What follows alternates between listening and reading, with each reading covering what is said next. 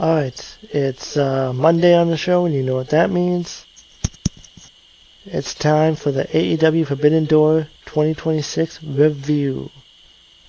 I did a prediction show for it yesterday, and now it's time to do the review. So, I still gotta do the top 5 wrestling moments of the week from the past week. So I'll be doing that, and then I'll be filling up. Then yeah.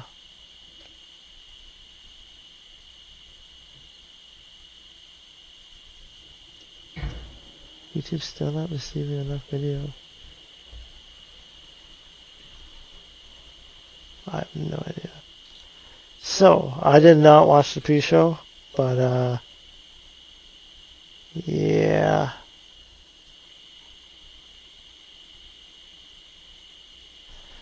But I saw the ending of Mika defeating Sky Blue. I was like, poor Sky Blue. She's just like getting further down the card. So like they had like a Stardom girl beat Sky Blue.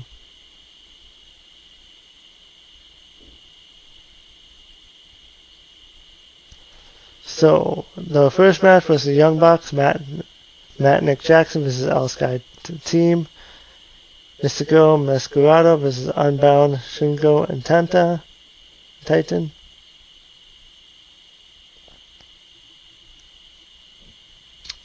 This match went 18 minutes. It was a good match. I didn't know who the other tag teams were, so it was hard to get invested into the match. Like that New Japan Pro Wrestling, Mystico and El Dorado, they don't get featured much. And it was also a match with no story, so yeah, I wasn't really invested into the match, but it was a good match to watch. It's like the typical Young Bucks match. You get lots of flips, high flips, and it's a lot of spots like that. Next match I thought was great. Kenny Omega versus Zack Sabre Jr. This match went 27 minutes. It featured a lot of technical wrestling and a lot of counters too. It felt like Omega hit about 15 knee strikes in that match. It may not have been many, but it was a lot. And yeah, and Kenny Omega won this match. The Young Bucks also won their match. So this is all about building up Omega to get single wins to get him back into the contention for the AEW World Title, which I'll get into it later on, but I have a theory of what could happen. Because I don't want to spoil the show. But, yeah.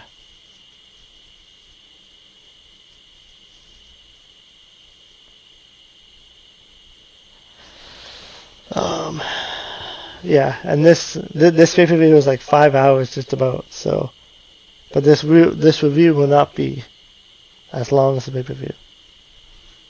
So Omega won that match. It was a great match. And when I first watched this match, I thought it was going to be the best match of the night. But then I watched some of the other matches, and it's probably one of the top 3 matches. And the next match was Jon Moxley versus Bandito. This match went 18 minutes. This was another great match, actually. So, Jon Moxley got the win. A typical Moxley match. Bandito got plenty of offense, nearly won a few times, put up a fight, but he couldn't hit his 21 plex for the win. And, yeah, Jon Moxley won by submission, so I wonder who's going to be taking that title off of Jon Moxley.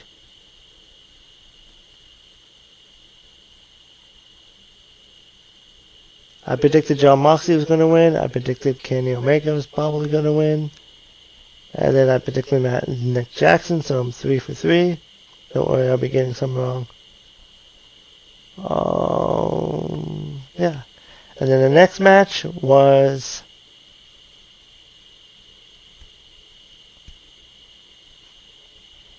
Oh, and after the match, too, Brody King went to ringside to check on Bandito. Moxley put the title down, picked up Bandito, and they shook hands. Next was Shada versus Pac for the IWGP Global Heavyweight Championship. And Shota won, as I thought he was going to win. This match was 17 minutes.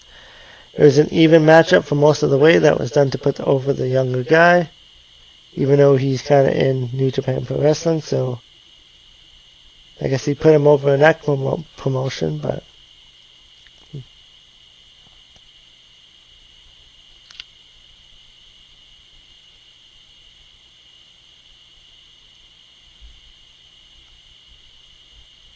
and then after the match, John Moxley got in the ring with the protege Shota, and then the president made his entrance, and Moxley left the ring while Tanahashi was in the ring with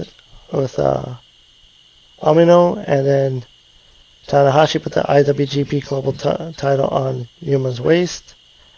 And then the next match was Thekla versus Starlight Kid. Thekla had a main event entrance, as she should. This match went 19 minutes. This match was a really good match, as Thekla is... I don't think Thekla has had one bad match yet, so... yeah. And then Starlight Kid actually did some pretty good moves. The president of Stardom was at ringside.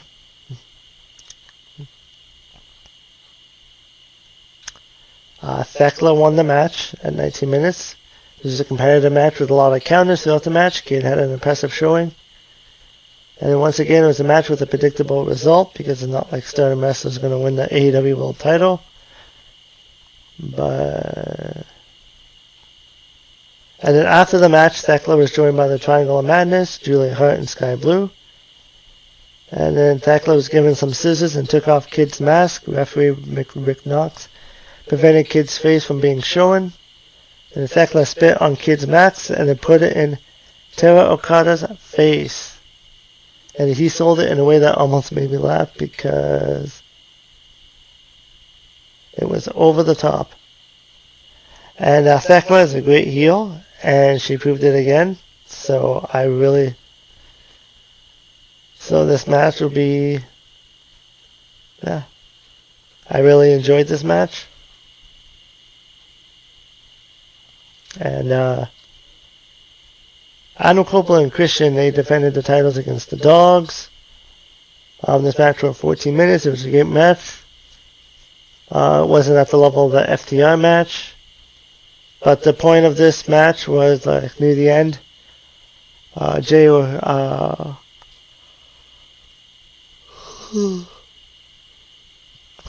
Jay White came back. And the fans popped huge for that. And White hit a Blade Runner on Finlay. Excalibur said it was over a year from the ring for White. And then Cope hit a spear on Finlay. While White put the referee into the ring, and Cope covered Finlay for the win. And yeah, it was a good match.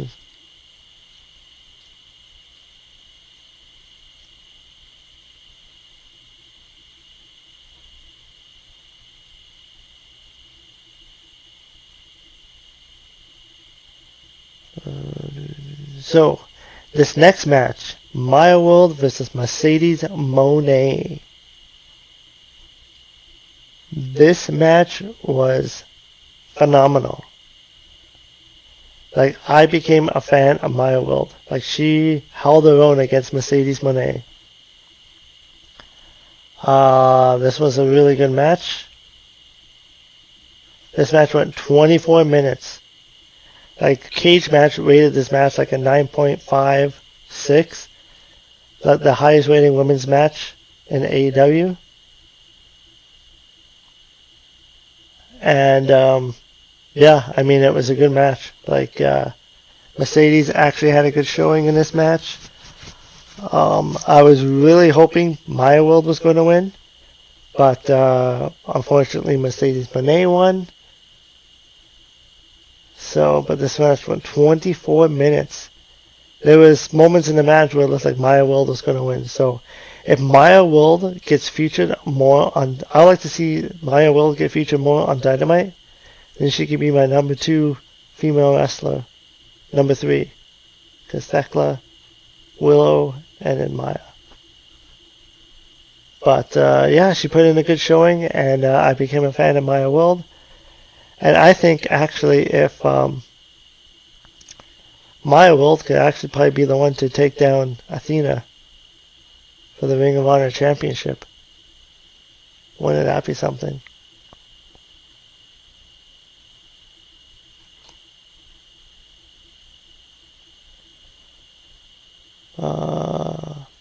So yeah, no, I haven't really watched a lot of Maya Wilde matches before this, but that girl can really go in the ring, and we know Mercedes can put on a high performance in the ring, so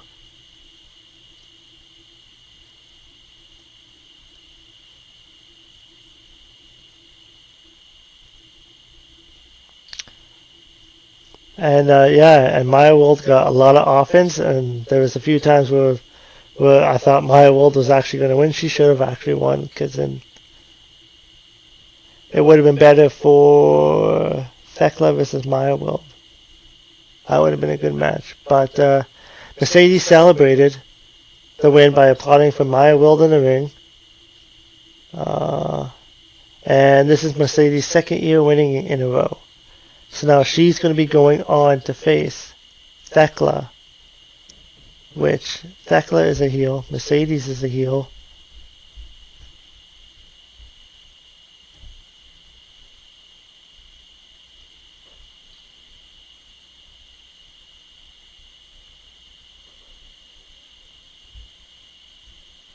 So, but good performance by Maya Wilde. Like, yeah, I really hope she gets featured more. I know she's on Ring of Honor because I don't watch any Ring of Honor. You gotta pay to watch Ring of Honor, so it kind of sucks. But yeah, an awesome performance by her in that match, and maybe with the rating, maybe they'll put Maya Wilde featured more on, yeah, Dynamite. AEW TV, that would be awesome.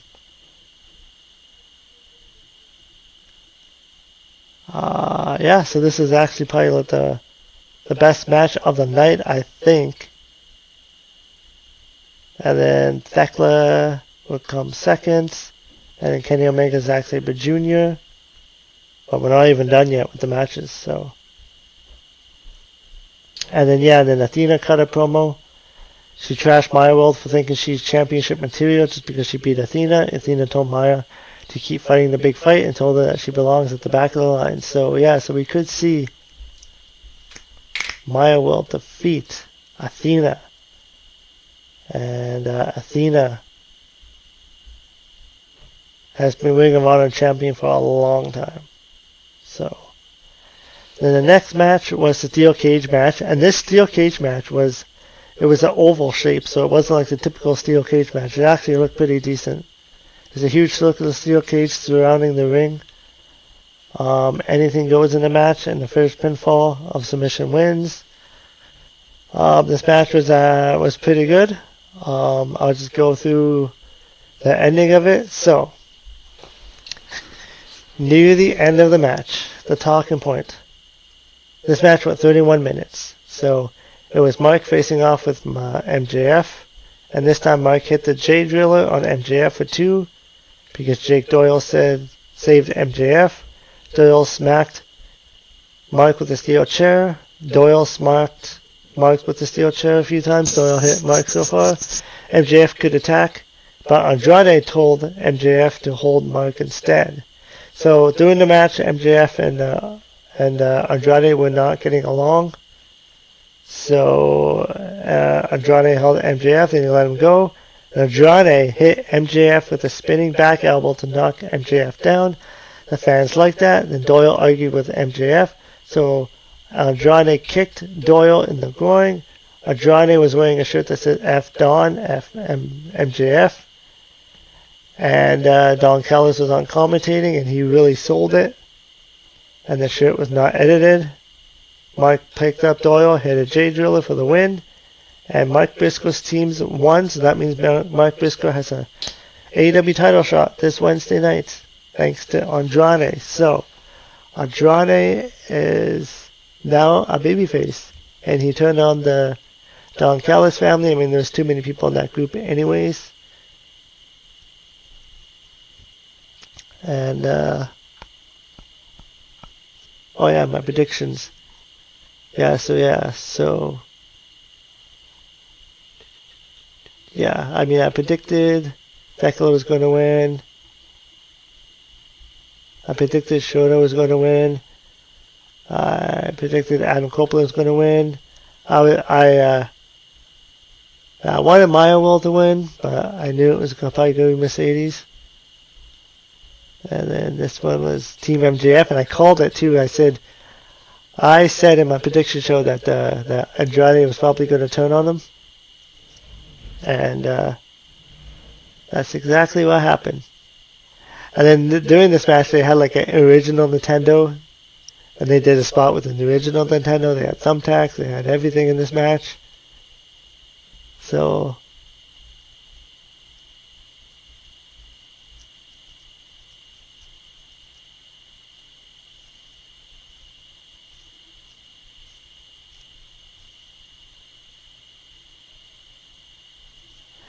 and then a video aired afterwards about Willow Nightingale, about her comeback after being out with an injury. That was a really good video package. Mark Briscoe was interviewed by Lexanar. A bloody Mark was fired up, talking and saying he wants his AEW World title shot this Wednesday on Dynamite. And Briscoe said it's his time, and it was official. Now, it was the main event, Will Ospreay versus Swerve Strickland. This match went 36 minutes. This was an awesome match as well. So there's a lot of good matches here in this match, but I figured, this one.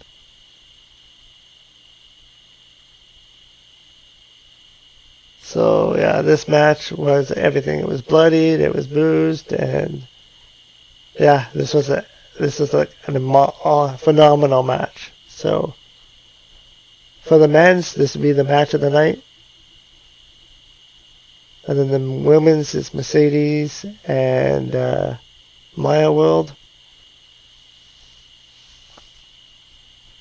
And Will Ospreay has been killing it, so is Swerve Strickland. They both have awesome matches. And Will Ospreay got the win. And that means he earns a title shot at All In on August 30th, and he'll most likely be facing MJF.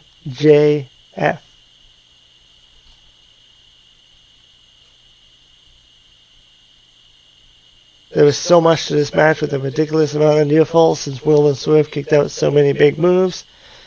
There were several instances in the match where I thought the finish was coming, but each man kept kicking out. The blood loss that each man went through certainly added to the match and showed how much they wanted to win, because they were both bleeding heavily and kept on fighting. And it was cool to see Will and Swerve hitting some different moves throughout the match.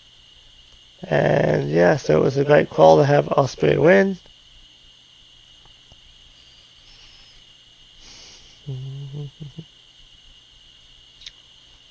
And then the Death Riders came out to celebrate, and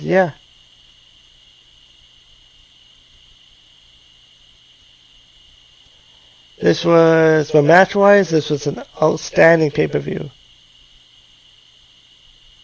There's a lot of good matches. Now, if all of these matches had like a story behind every match, it would be amazing. Like AEW would just be on fire with the storylines. Because I'm kind of old school and I like a good story build. I like a good story for matches. So, but so that was a really good pay-per-view.